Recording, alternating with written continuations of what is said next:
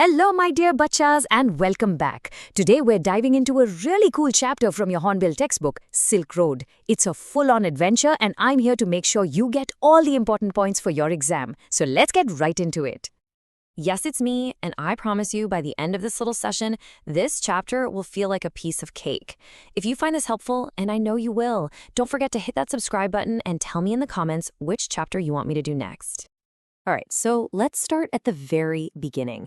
Our story is about the author, Nick Middleton, and he's on a very, very special mission, a spiritual journey to the incredible Mount Kailash. So what was his big goal? What was the whole point of this long, difficult trip? It was to complete the Kora. Now, this word Kora is super important for your exam, so let's understand what it really means.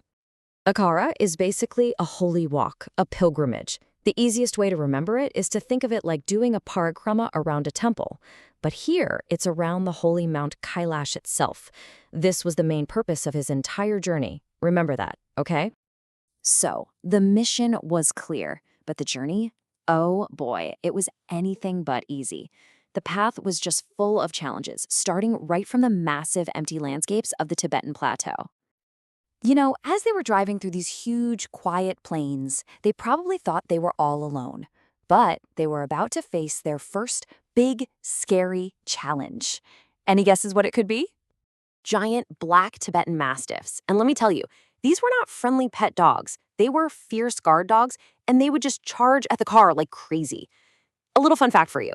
Back in the day, these dogs were so strong, they were taken to China to be hunting dogs for the emperors. After the dogs, they hit an even bigger roadblock, the altitude. We're talking 5,210 meters above sea level. My goodness, I feel dizzy just thinking about it. And up there, their path was completely blocked by snow and ice. They were totally stuck. But luckily, their driver, Tsetan, was a genius. He didn't panic at all. First, he got out and checked how strong the snow was. Then, he had a great idea. He threw handfuls of dirt on the ice so the tires could get some grip. And finally, he just slowly, carefully, and skillfully drove the car across. What a clever solution, right? A very important event to remember for your answers. Okay, so they made it past the snow, but the author's troubles were far from over. When they reached a town called Hor, his health really started to go downhill. You see, the author had read all these wonderful things about Hor. He was expecting a beautiful, spiritual town right next to the holy lake Manasarovar. But what he actually found was a huge disappointment. It was this depressing, dusty town filled with piles of garbage, a total shock for him. As they moved on to Darchen, which was the last stop before the Kora, the author's simple cold turned into something much, much worse. The high altitude was now giving him serious breathing problems. This part of the story is actually really scary. His chest felt so tight and heavy that he was afraid that if he went to sleep, he might stop breathing and just not wake up again. Can you imagine how terrifying that must have been? He had to sit up the whole night, too scared to sleep. The next morning, Tsetan did the smart thing and took him to a Tibetan medical college.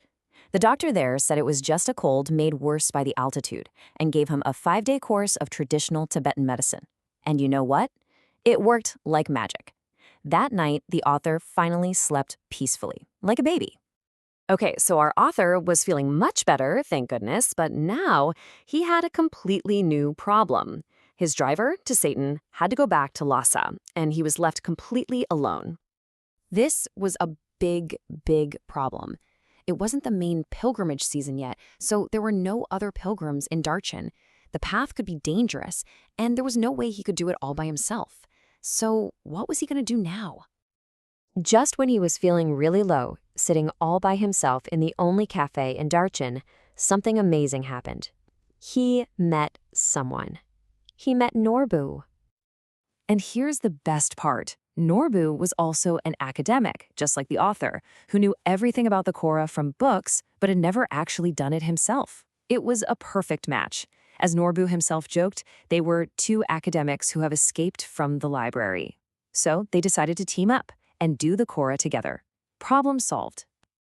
And now it's exam time. All right, my champions, are you ready for a quick fire revision? Let's go through a couple of important questions from this chapter that you might see in your exam. So pay close attention.